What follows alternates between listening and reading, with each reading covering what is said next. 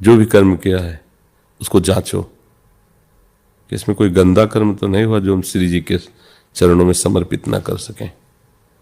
अगर उसमें गंदा कर्म हुआ है तो पश्चाताप करो, श्री जी से प्रार्थना करो कि लाडली अब मेरा जीवन तो आपके चरणों की तरफ बढ़ना चाहता है, पर ये गंदा कर्म हमसे ऐसा हो रहा है जो हम आपके समर्पण करने में हिचकते हैं कि अपनी स्वामिनी को, अपनी प्यारी जी को ऐसा गंदा कर्म कैसे समर्पित कर सकते हैं। समझ रहे हो? जो शास्त्र विरोधी, शास्त्र जिसे कहता नहीं करना चाहिए, वही गंदा कर्म है। और अगर सही है तो 1 घंटा के कर्म के बाद आप आंख मूंदिए एक क्षण के लिए, हे राधा वल्लभ लाल, आपके चरणों में 1 घंटे के समय में जो भी सांसारिक या परमार्थिक क्रियाएं आपके चरणों में समर्पित है। शयन करने जा रहे हैं, शयन से लेकर जागृत तक 6 घंटा सोए, जगने के बाद हे प्रभु इस नींद में जो भी स्वप्न आदि अवस्थाएं हुई, ये नींद आपके चरणों का स्मरण करते हुए हुई, इसलिए ये नींद के 6 घंटा आपके चरणों में समर्पित करते हैं। सोते हुए, जागते हुए, चलते हुए, फिरते हुए, उठते हुए, खाते हुए, पीते हुए, स्वभावश अनेक जन्म की आदतवत अहंकारवश जो जो चेष्टाएं हैं वो सब परम पुरुष प्रभु को समर्पित कर देना, ये भागवत धर्म कहलाता है। भागवत में 11 स्कंद में 9 योगेश्वर वर्णन करते हैं। आप समझ पा रहे हैं? तो आप अर्पण कर, बहुत बढ़िया मार्ग है, बहुत जल्दी आनंद आने लगेगा। अब बीच बीच में स्मरण करते रहो, मान लो निरंतर भजन नहीं होता, राधा राधा राधा, अगर 1 घंटे में 10-5 बार अंतराय में हाजिरी लग गई और पूरा घंटा समर्पित हो गया तो बढ़िया। आप भले दुकान कर रहे हो, हल जोत रहे हो, नौकरी कर रहे हो, तो समय में ही तो कर रहे हो ना, तो हर समय को आपको उनको समर्पित करना। मतलब 1 घंटे का आप नियम बना लो, 1 घंटे में मुझे, तो एक चिंता तो रहेगी ना कि 1 घंटे के बाद मुझे समर्पण करना है। ये क्रिया रूप समर्पण होते होते मन समर्पण होने लगेगा, मन और वाणी का समर्पण होते स्वयं समर्पण होता है। एक होता है विवेक के द्वारा स्वयं का समर्पण करके क्रिया मन वाणी को अधीन कर देना, वो बहुत अच्छे साधकों से होता है। और एक होता है क्रिया और मन और वाणी को समर्पित करते हुए स्वयं समर्पित हो जाना। तो ये होता है जैसे फंसे हुए लोग हैं, तो क्रियाओं में फंसे हैं, वाणी में फंसे, मन में फंसे, तो धीरे से इनको, तो ये जहां जाएंगे वहीं मैं अपने आप को देखता हूं।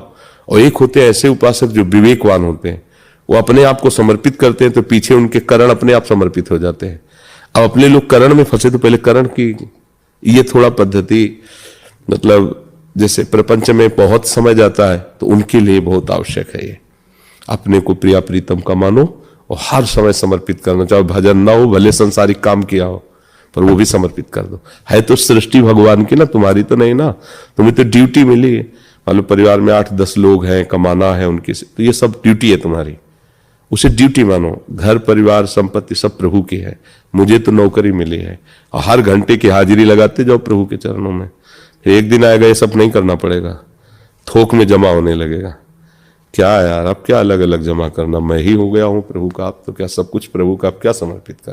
तो अब भागवतिक चिंतन चलने लगा, अब संसारिक चिंतन खत्म हो जाए। पर यहां तक पहुंचने के लिए ये जरूरी, ये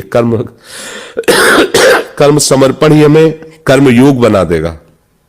जो कर्म अपने लिए किया जाता है वो बंधन कारक होता है, और जो कर्म भगवत प्रसन्नता के लिए किया जाता है वो योग बन जाता है। योग हमें मोक्ष प्रदान करता है, आनंद प्रदान करता है। कर्म बंधन में डालता है, चाहे शुभ हो चाहे अशुभ हो। अवश्य में भोक्तव्यम शुभाशुभम, जो शुभ है या अशुभ दोनों कर्म भोगने पड़ते हैं। अगर हम शुभ और अशुभ इनसे बचना चाहते हैं तो भगवत प्रियता के लिए, भगवत प्रसन्नता के लिए कर्म करें। कृतम कर्म, जो हम कर्म कर रहे हैं वो हमें भोगने पड़ेंगे। तो भोगना ना पड़े, वो कर्म हमें बांध ना पावे, उसके लिए बहुत बढ़िया ये सूत्र है, तो दियम वस्तु गोविंदम तुभ्यमेव समर्पये। ये शरीर आपके द्वारा दिया हुआ, बल आपके द्वारा दिया हुआ, पदार्थ आपके द्वारा दिया हुआ, आपके लिए ही चेष्टा कर रहा हूं, क्योंकि परिवार आपका है, गृहस्थी धर्म में आपने हमें रखा है। तो हे नाथ, एक एक चेष्टा आपके चरणों में समर्पित है। आप जब कृपा करो, जैसे कृपा करो कि हमें संसार राग से हटा के अखंड चिंतन अनन्य भजन में लगा दो, आ जाएगा।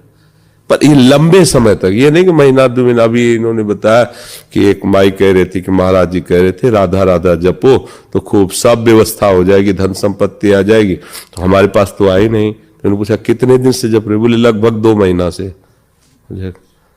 यद्यपि वो बहुत धनी हो गई है, राधा नाम धन कुछ न कुछ तो एकत्रित हो गया, वो लोक पर लोक सब जगह काम आए, पर ऐसे चाहो कि हम राधा नाम जपे करोड़ की चेक आ गए, ये ऐसे प्राकृतिक बात थोड़ी है। जपते रहो अनंत जन्मों के अशुभों का नाश होते होते जब, ये लौकिक व्यवस्था कोई राधा नाम का फल थोड़ी है। प्रभु अधीन हो जाते हैं राधा नाम जापक के। और जब हमने तन मन प्राण प्रभु को समर्पित कर दिया तो अब वो जैसा चाहे वैसा रखे, हमारी मांग क्या होनी चाहिए। पर चलता रहे धीरे, छोड़े ना, नाम छोड़े ना, तो धीरे धीरे सब समझ में आ जाएगा।